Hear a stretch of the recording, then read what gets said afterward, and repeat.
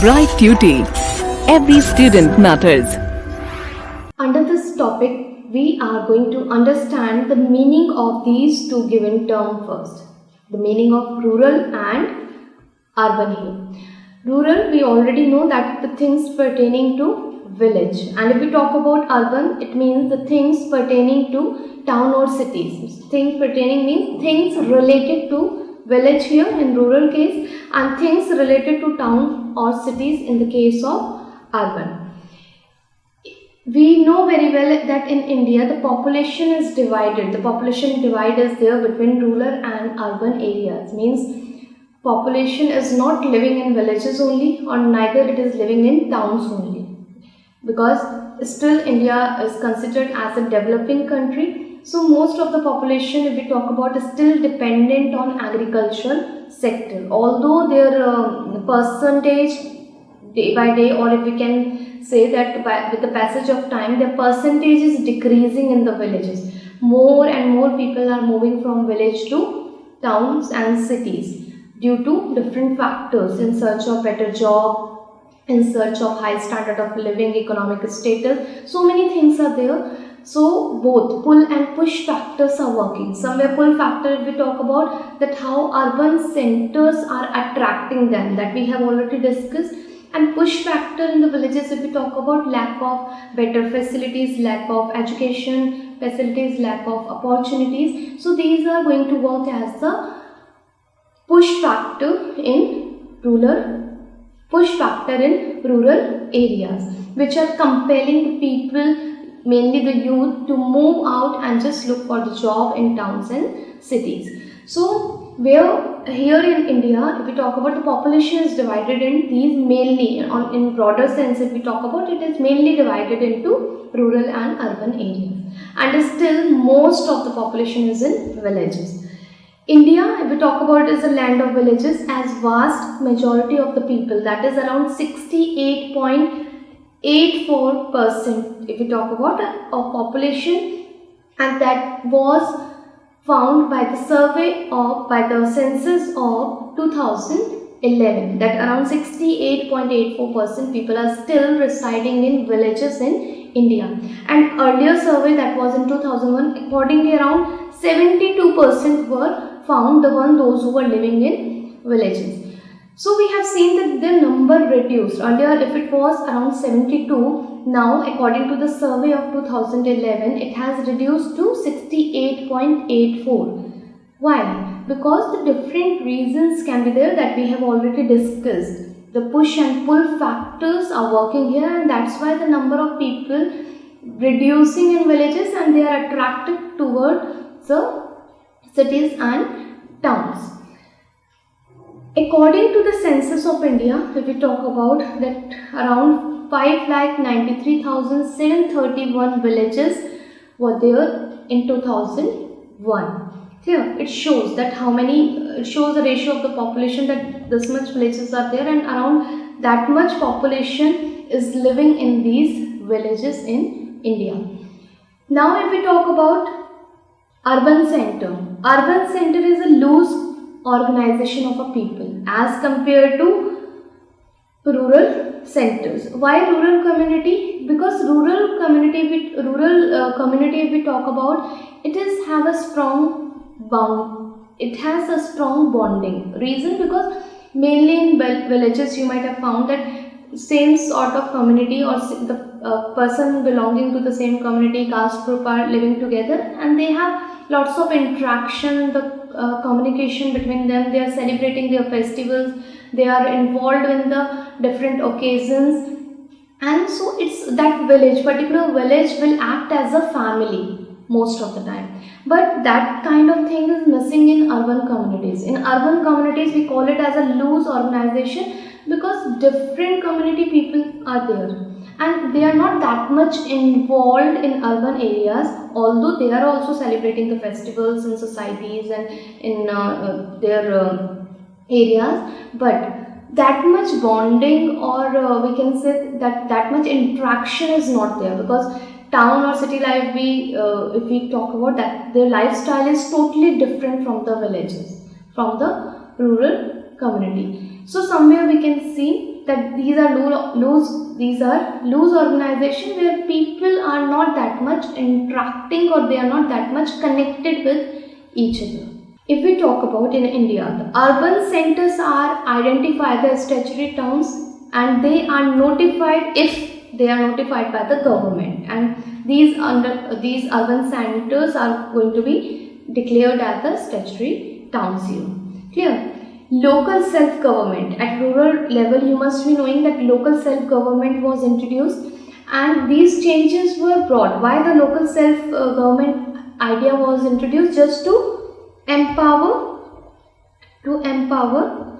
common people. And because of that, so many changes were also adopted after 1991. What were these things? That this local self-government was introduced with the main aim to give more empowerment to common people, to ask for more and more participant of these common people, those who are living in the rural areas, to give more empowerment to women also, and to hold election regularly. So these all things were there, that where they want to bring the change, and this local self-government was introduced. It was initiated. Clear? And this local self-government system is also there in towns and cities, because there also we are following all these things where we are talking about more and more participation of the people, where we are talking about empowering more and more women, we are talking about regular elections here. So there's some different name we are using here for the local self-government system. In town we are using municipalities, and in cities, if it is, then we are calling it as a corporation. Clear? So you have to remember local self-government in villages and all. If we talk about the Panchayat Samiti in the form of Gram Sabha, Panchayat Samiti, and these are the name given for that. But in town, if we are using this local self-government, that is municipality, and in city it is corporation. Clear? And in addition to the statutory towns, if we talk about, there are also census towns classified by the authorities of Census of India on the following basis. Okay, beside these statutory towns, there are some census towns, and these are classified by the authorities of Census of India, those who are conducting the survey. And the few basic criteria, they have decided to declare any of the town as the statutory towns. For example, a minimum population of 5,000. If any in a particular village, or area, if minimum 5,000 people are living, beyond it can be, but if minimum it should be 5,000, and at least 75% of adult male working engaged in non-agricultural pursuit. And out of that 5,000, means minimum we are taking, if 75% are engaged in non-agricultural activities instead of engaging in agricultural or production activity. If they are engaged in some non-agricultural activities, mining and other things, so many things are there. If they are engaged in non-agricultural activities, they will be considered as the statutory towns. And the third condition, just to be declared, these three must be together, then only a town can be declared as a census town. A density of population at least 400% per square kilometer. So these three conditions, if fulfilling that criteria, then only that can be called as census town. We have these census authorities are going to classify them under the same criteria. The human settlement which do not fulfill these criteria are considered as villages. So if the areas, if those particular village is able to fulfill all these three conditions, they will be called as town. Whereas those who are not able to fulfill these three criteria, where the population is less than 5,000 and 75% people are not engaged in non-agriculture, instead they are engaged in agricultural activities, and the population density of population is less than 400% per square kilometer, so that area is going to be considered as villages. Now we are going to continue with the features of a rural community. Means what are the different things that could be found in a rural community if we are talking about. So following are some of the important features of a traditional rural community in India. So let's start with that. Firstly, if we are talking about the rural community, it means the community related to villages. So in that, firstly, we are going to discuss about the occupation, where most of the people are occupied and which is the primary activities in these areas. So we can see that agriculture is the dominant occupation in rural community. The main basic or the primary activity where most of the people of that area are engaged. Around 72% or more than around 75% people are engaged in that agricultural activity. So that will be taken as the rural community. One of the feature of rural community. Secondly, the joint family structure is also very well visible in these rural community. Whereas if we talk about the urban centers, we can see that nuclear family norms are more visible there as compared to rural communities. So joint family is a social and cultural institution of great importance. Why the cultural institution and the social institution we are talking about here? Because there the people are interacting more, they are celebrating the things together, they are celebrating their different festivals together, they are involved in the different occasions. So here that interaction, they are exchanging their values and the beliefs, the customs, their traditions. So all these things are taking place and that much interaction is going on. So that's why the joint family structure is very well visible there, and which leads to exchanging these ideas, beliefs and thoughts in the particular village or particular community. The next we talk about another feature of this rural community is caste system. We know that Indian society is divided into it's divided into main four groups. If we talk about Hindu society, it's divided into four main groups, and further it is divided into the caste groups. Same way we talk about Muslims, they are also divided, and Christians. So all are following the caste system. And basically in villages, if we talk about this caste system, is the main form of social stratification. Social stratification means where the social division being done, where the classification is being done among the different people depending on their caste. If person belongs to high caste group, their status is going to be a little bit higher and they are going to act as a dominant caste group over the other people. Jajmani, you all must be knowing, was also the part of that caste system only, which is abolishing or is not that much important in urban centers or the urban community if we talk about. Here, that Jajmani system is very well visible in rural communities. The next, if we talk about strong community sentiments, the emotionally the people are attached with each other, the strong bonding is visible in villages. Reason, because basically the villages, if we are talking about the particular village, they all belong to same caste group, they are from same community, so that bonding is natural to come. So they are having that community sentiment among them, which is not visible in the urban areas, where that's why we call in urban areas the loose organizations. Clear?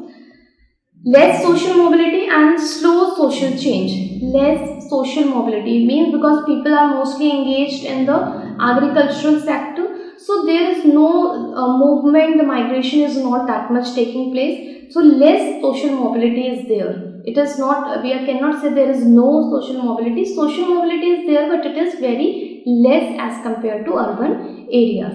And slow social change, because it is not that much affected. The villages still in India, if we talk about, are not having that much effect of westernization or modernization as we could see in urban centers or the urban areas.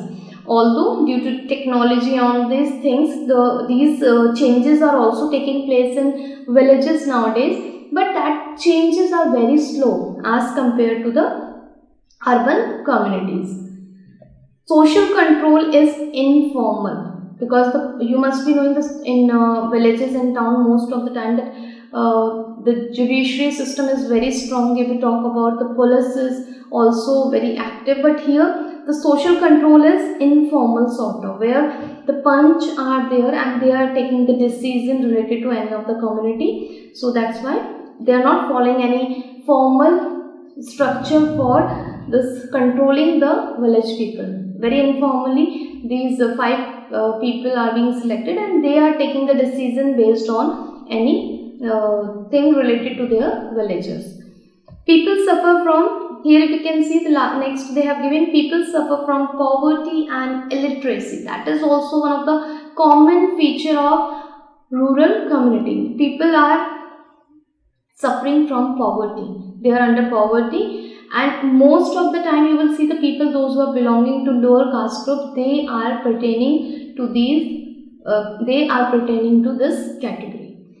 Illiteracy is also very common in villages because of lack of a school, and not that because of lack of schools and absence of a strong education structure in villages. Still, if we talk about that, yes, the things are changing. Many of the villages have schools for their children, but it is not about every village. Many villages are there where they are not having the appropriate access to education. They don't have schools, they don't have the primary schools where they could send their children. So all these things are there. So somewhere if we are comparing with the urban centers, all these features are given of rural community, and when you are going through these, you can easily compare it with the urban communities, that what are the differences are very well visible in those areas.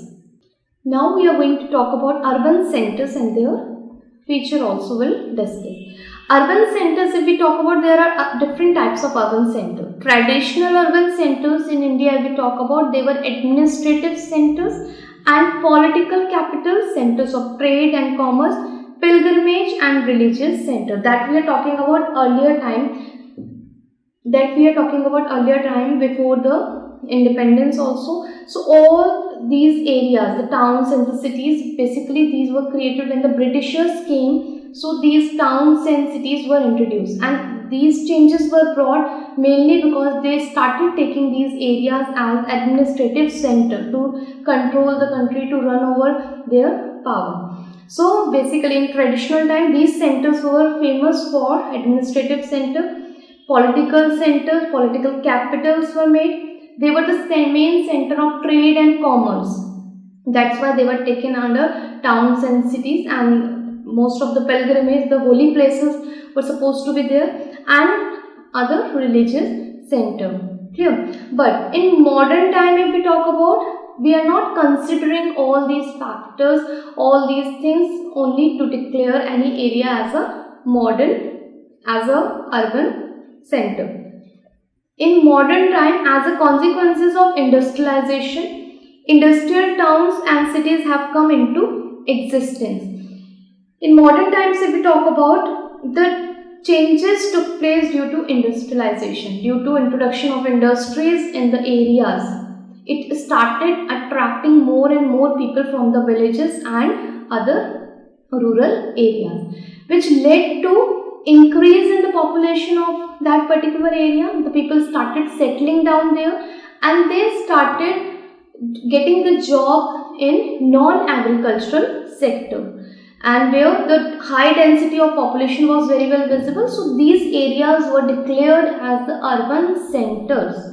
Clear? Although if we know that in the beginning, when the industrialization started, the condition was not good because lack of facilities were there and the overcrowded areas were emerging. So somewhere it led to slum areas also. These urban towns and cities, if you will found, many slums areas were also found, and still in modern times also many slums areas are there.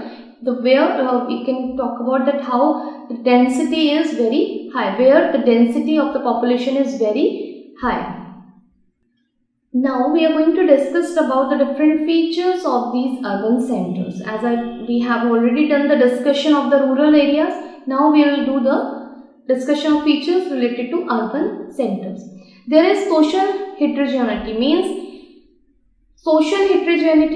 it's different. Society is different. The individual are different. Homogeneity could be found in urban community where the same sort of people are living, but here the social structure is different. Means the people, the individual are coming from the different communities, different religious group, from the different parts of the country. So that's why they are heterogeneous. They comes under the category of heterogeneous. Social control, if we talk about, is formal here. If we talk about the social control, is totally formal. It follows rules and regulation. Proper judicial system is there. Police and police is there, the one who is going to follow the law and order. So all these things are in a very formal way found in urban centers. Next, there is predominance of secondary groups and voluntary associations. Here, the people are voluntary association, means they are forming their own organization, their group, just to be the part of, or just to start with the different sort of movements if they are taking part, if they are participating in, if any other NGOs they are starting. So these are the voluntary organizations or the association are very well visible in these urban centers. Another important characteristics if we talk about is individualism. Here we can see that leads to nuclear family norms. But in rural areas, if we talk about, joint family structure is dominated one. But here individualism is getting more preference, because the people from the different part, they are coming to settle down here. Firstly, they are coming individually and they are settling down there. They are not calling their parents along with them. They are along with their family. The nuclear family started living there and they are following that structure only. So that is individualism. The structure based on the nuclear family is common. Social mobility is significant. The social mobility means people moving from one place to another place for their job, from one particular area, from one city to another city. That is very important in these urban areas or as the urban part of the urban centers. Urban centers are usually characterized by greater inequalities also. Here we can see that, as I was telling you about in urban centers also, how the areas are divided as the posh areas and the slums area. Posh area where the rich people are living, and the slums area where the poor or the people under poverty are living, those who are deprived or different facilities, they are not having the equal status as compared to the equal status as the other. So this greater inequalities are visible in urban areas between rich and poor.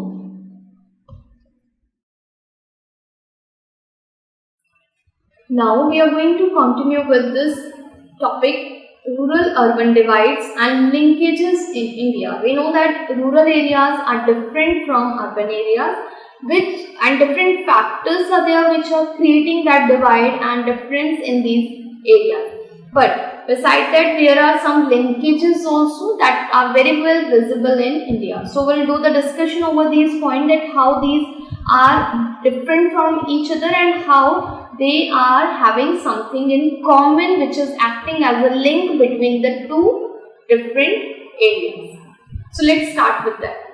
There are many differences between rural and urban communities that through the features we have already discussed, that what kind of social structures are followed in rural area. On the basis of that we can do the division, the number of the people engaged in which particular activity, that is also can be the criteria between the criteria for division between these two communities. So many different factors are there that we have already discussed. While there is a contrast between them, we have seen that how one particular rural community is different from the urban communities. These differences are there. There is also a continuity, means something common is there, something is there which is linking these two areas. We cannot say that rural area is self-sufficient or the urban areas are self-sufficient. No. These two areas are interdependent. These two areas are interdependent and depend on each other for different purposes, for different things. One can be declared as a self-sufficient one. If we are talking about rural areas, like if most of the people are engaged in agricultural sector there, But the machinery and the tools that they are using, the tractors, the modern technology that they are using in their villages, in their on their agricultural fields, what they are getting from the urban areas, from the industries.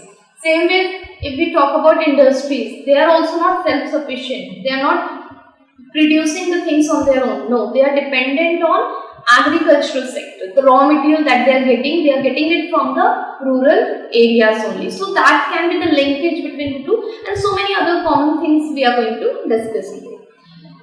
Often it is difficult to demarcate where village and the city begins. That is also one of the important points, that sometimes it is really difficult to find out that this is the boundary where the village ends and this is the area from where the towns or the city starts, because there is very insignificant difference between these two at many places, which is not clearly visible where the boundary actually exists.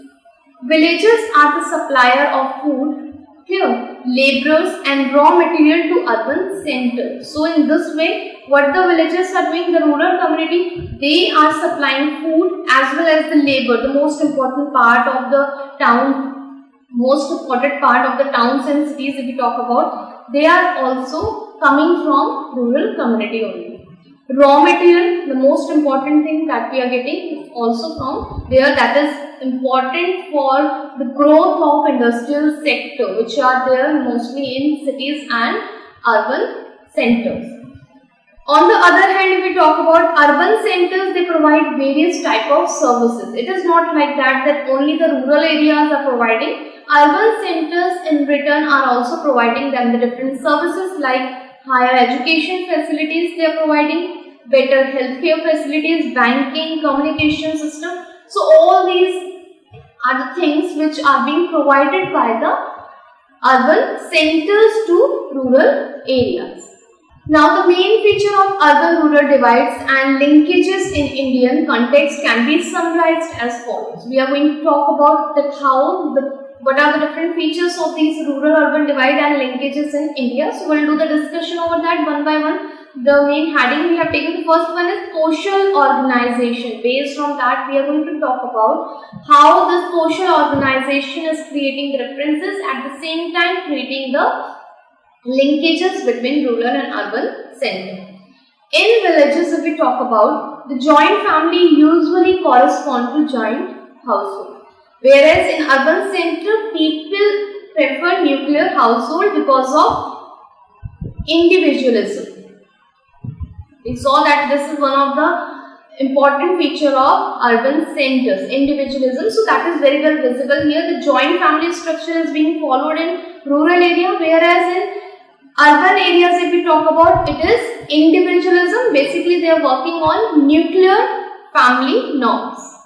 Next, if we talk about in rural areas, intercaste marriages are very rare, which does not allow for these intercaste marriages, because one particular village people, they belongs to the same group and same community or caste group. They don't allow that intercaste marriage, and if it is taking place, it is very rare. Number is very less. But in urban centers, intercaste marriages are found, and they are more as compared to rural communities. In villages, if we talk about, the neighborhood is based on mutual help. In urban center, there is lack of cooperation and due to loose organization. We can say that in villages, the people are ready to help, like mutual help is existing in rural areas, where people of one community are helping another one, or the people living in a single village, they are helping each other whenever it is required. But this kind of thing, somewhere there is missing. There is lack of cooperation in urban center. The reason could be the people are not having that much bonding, they don't have that much interaction with each other. So somewhere it is leading to that cooperation. In rural life, if we talk about, social ranking is based on caste system, while in urban center, though it is found, but class differentiation is predominant here if we talk about. In rural areas, what is happening? People are more concerned about their caste. They are not allowing the lower caste people to interact with them the same way. The lower caste people are not allowed to enter the area of the high class people. So these all things are very well visible. In urban center, it is found, the caste system is found, but that is not that much predominant. It is class differentiation, means high class people and low class people is the structure of urban center instead of the caste system. So that division we have seen, and the linkage if we talk about, that is based on the social organization. Next is social relationships and interaction. That in what way these social relationships and interaction among the different people are taking place in urban or the rural areas. In rural society, if we talk about, relationships are primary. They get more importance there. And that could be personal, informal and permanent sort of. They are getting more important. Relationships among the people is very important feature of rural community. But in urban society, if we talk about, relationships are mainly the secondary one. They don't give that much preference to relations. That's why they are following the nuclear family structure in there. Whereas we can see in urban areas, they are following nuclear family structure, whereas in rural areas we can see they are involved in joint family structure because they understand the importance of relations. And here, if we talk about this relationships comes as secondary, and that is formal and impersonal, and that cannot be considered as a permanent one. So that we have discussed based on the interaction among the people in urban areas and what kind of interaction taking place in rural areas and what kind of social relationship structure is existing in both. Now the third, we are taking social mobility. Although we have already discussed in the previous topics that social mobility is very well visible in urban center, whereas it is very less in rural centers. Social and occupational mobility in villages is very limited because most of the people are engaged in one sort of occupation, that is agricultural structure, and it is governed by the rigid caste system. Because in villages, if we talk about, in rural areas, basically the work is divided according to caste, and one particular caste group people, if they are pretend to be engaged in particular sort of work, they are not allowed to enter so easily in the other work. Like if we talk about priests and all these kind of people are basically supposed to be from the higher caste group only. They cannot be considered, the person taking care of the temple cannot be considered from the other caste group in villages mainly. So this rigid system is there which is creating this kind of less mobility in rural areas. But in urban center, both vertical and horizontal mobilities are possible. If you want to move from one occupation to another occupation, that is also possible. If you are coming from one level to another level, that is also easily possible. So within that job structure, if you would like to move, that is also possible. And if you would like to change your job if you would like to change your occupation, that is very, very easy for urban people in urban centers. In the village, social status is determined by birth in a caste. If we talk about, so one person has taken birth in high caste group, so he or she would be considered as the part of the higher community, part of the rich community. So this social status basically determined by birth in a particular caste. But this kind of thing is not there in urban sector. There, more or less, they are determined by the class, the way they are, how much they are earning, what sort of occupation they are involved in. So that is going to decide your social status. They are not going to talk about your caste in urban center. They will talk about your bank balance. They will talk about your social status actually. So that is, these all are points going to be there, which creates the difference between two and how the people are not that much bothered about the caste system in urban areas. Next, if we talk about, that is social control. The social control In rural societies, social control is exercised through informal means like the folk-based modes and taboos are there, which the people have to follow. Like they still follow the barter system or other such sort of system. The judgmani is also the part of that, which are very well existing in modern days also in rural areas. Deviance is checked by caste or village panchayat. If some offence is being done by the low class people, there is no involvement of police and all in most of the cases, in most of the villages. Still, the decision will be taken by the high caste people or the village panchayat. Village panchayat of that particular village are basically belonging to that high caste group only. So they are going to take the decision over. But in urban society, we talk about social control need formal means like enacted laws enforced by the police and courts. Means proper judicial system is going to be there who will take the decision over any offence. If something wrong happened, police involvement will be there and then the proper procedure will be followed to give the punishment to the culprit. But this kind of thing is somewhere missing and informal structure they are following in rural areas. Next if we talk about is social change, means how the change is being brought in society. In rural area, the pace of this change, the speed of this change if we talk about is very slow. But in urban areas, it is little bit high. It is more speedy as compared to the speed of the or pace of the rural area. Changes got in the rural area. Because Western, if we talk about urban centers, they are very much influenced by the Western culture and the modernization. The impact of modernization could be seen on them. But that is somewhere missing or very less in urban areas. Social change in villages is slow because there is little innovations due to lack of opportunity. So the people are not having that access to technology and all. Although nowadays they have started getting access to internet and all these services, the mobiles and all, the new technologies are also introduced there. But still, we can say that the pace of that change is very slow. But in urban society, there is rapid social change. The social change, the speed is very high. Due to innovations and adaptations because of greater opportunities, because good and the greater opportunities people are getting there. So to bring that change is little bit easy in urban centers because they are exposed to new technology, because the people living in urban centers, they are exposed to new technology and the new environment and the new changes occurring in the other parts of the world.